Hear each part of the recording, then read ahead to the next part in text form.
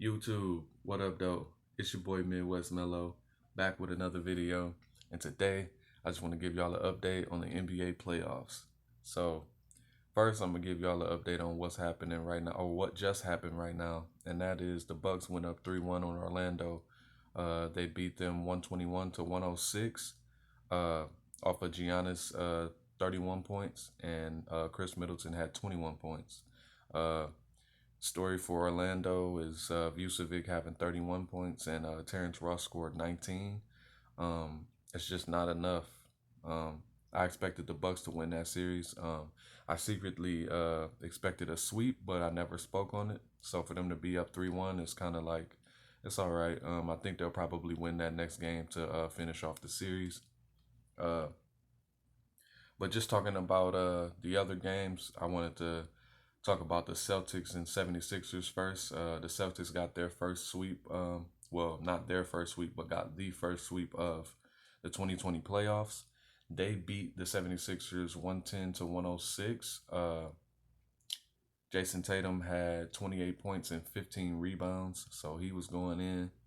Uh, but the big story is I was waiting for Kemba to have a big game, and Kemba Walker scored 32 points.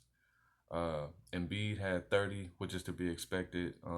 Tobias Harris finally had him a pretty good game, 20 points. Um, it just wasn't enough. I actually was trying to give them the benefit of the doubt and say that Embiid could get them 2 games, but that did not happen. So I don't know what's going to happen next year with the 76ers. They're already talking about getting rid of Brent Brown. Uh, I mean, I like him as a coach, but I don't know if the process is really working out how they thought it would be. But next we got Toronto. They swept Brooklyn, and this is their first sweep in franchise history. They blew out Brooklyn 150 to 122, which is also the most points they've ever scored in a game.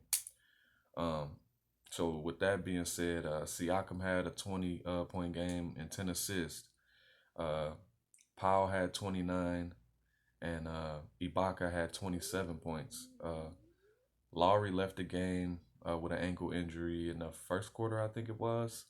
Um, but yeah, the story about that is the bench. The bench for Toronto, they beat Brooklyn. They scored over 100 points, and that's when you got a good bench that can do that. You should. That's gonna keep you in most games, if not win you most games. Uh, Karis LeVert had 35 points. Like I said, he was trying his best to hold them down, but it just wasn't enough. So I look forward to see what they'll be able to do next year with Kyrie and KD back. Um, Also, Nick Nurse won Coach of the Year award, which I predicted in my earlier video with the end of the season awards.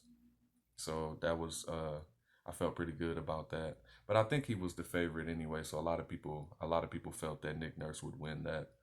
Um, so moving on, uh, the Mavericks, they tied the series with the Clippers in OT, another OT thriller, and another instant classic. Uh, no Porzingis as he sat out with a sore knee.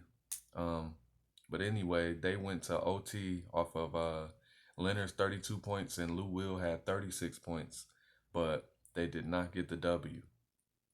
Luka had a triple double, 43 points, 17 rebounds, and 13 assists while injured, and ended up hitting the game winning buzzer beater in OT on Reggie Jackson, and he called it.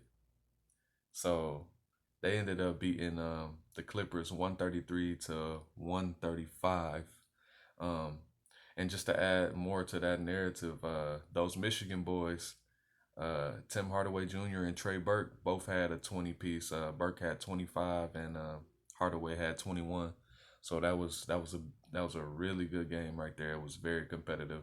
And I called this series to go 6 or 7 games. So with that win, I think I'm about right. If they don't win any more games, that's still 6 games. And if they do take it to 7, it is what it is. But I still got the Clippers winning that. Um, Next, we got OKC and Houston, who's playing right now. Actually, I gotta flip through the channels so I can get some updates on that. But OKC for game three avoided going down 3-0 in OT. It wasn't necessary. It was a pretty good game, but I don't want to call it a instant classic. Um, but Chris Paul had 26, Dennis Schroeder had 29, Shea Gilgeous Alexander had 23, and Gallinari had 20. So everybody chipped in for OKC for them to get that W, and that's really good. So in OT, they ended up beating Houston 119 to 107, and Harden had 38 points, and Jeff Green had himself a night. He had 22 points, and Gordon had 18. So I'm looking for Gordon to do more. He's a great shooter, and he can get. It's almost like he can get to the basket at will. Um, I don't know what it is, but he gets to the basket. So I'm looking for him to do more of that. If I had to pick a winner, I don't see OKC beating Houston on this one. So I'm gonna go on and take Houston to take the series. Uh, so what they 2-1 right now. I give OKC another game, so I give it a 6 game series, going Houston's way. Uh, but next we got another good game. I would call this an instant classic though. You got Denver versus Utah. Now I picked Denver to win this series, and I don't think that's gonna happen. But I gotta stick with my prediction. So Denver's down 3-1 to the Jazz now. After a big battle between Jamal Murray and Donovan Mitchell. Jamal Murray had 50 points and Jokic had 29 points. Donovan Mitchell had 51, so he's going he after having 57 in the first game for a loss. Um, Conley had 26 and Clarkson had 24. So they ended up winning that 129 to 107. It was a hard fought game. Uh, Conley's back. So I'm thinking that's gonna make the difference if the Jazz do end up winning this series. Conley is a very experienced veteran. He's been in the playoffs with the Memphis Grizzlies for years, along with Marc Gasol and Zebo, Zach Randolph. So he's battle tested, and he just came out of quarantine from having his kid. So I think that's if if it happens, it happens. I mean, but yeah, I had picked Denver to win that in 6 games. So not looking good at all. Uh, but then after that, I had to flip my little legal pad. I had to take notes on this one. So the Lakers go up 2-1 on the Blazers. Sad to say, because you know Blazers is my team. They beat the Blazers 116 to 108. It was actually a little bit bigger than that, but towards the end, Lillard came down, shot a couple threes, but it really didn't affect anything.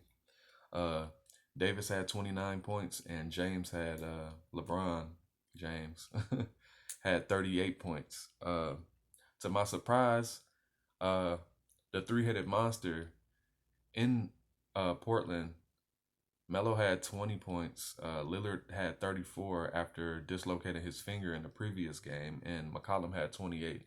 So they're still scoring pretty good. Melo had a better night, I'll say. He started the third quarter 6 for 6 for 13 points. But not too much after that. Obviously, only 7 more points. So they ended up losing. But what I see from this situation is that Nurkic, he looks tired. He looks winded out there. Like after the after halftime, he just looks winded. He looks really tired. So we need more from him. He only had 10 points, I think. Um, but that's that. And they play tonight. So we'll see if the Blazers can tie that up and see if Melo can keep scoring, because obviously Lillard and McCollum they're gonna shoot that ball, they're gonna score, so that's not really an issue. Um, and I think we need more from our guys. We can't have LeBron scoring 38, which is I know that's kind of sounds funny to say, like who's really gonna stop him from doing what he wants, but uh, we need our guys like Trent Trent Jr. We need him to play better. Just lock up more if and keep knocking down that three ball. Uh, but that's all I got. I hope y'all looking out for these games tonight. The Lakers are playing tonight. OKC and Houston's playing right now. The Bucks have already beat Orlando, as I stated before. Um, I think they're in the second quarter of the OKC Houston game, and I want to say, oh yeah, the Pacers and no, I don't know who it is. The Pacers and the Heat are playing tonight, and obviously that could be the end of that series due to the fact that the Heat are up 3-0. So I want y'all to like, comment, share, subscribe. Let me know how y'all feel about these games. Let me know what was exciting, what was strange. Let me know who y'all think is gonna finish out these next couple of series. Um, yeah, I'm up out of here. Deuces.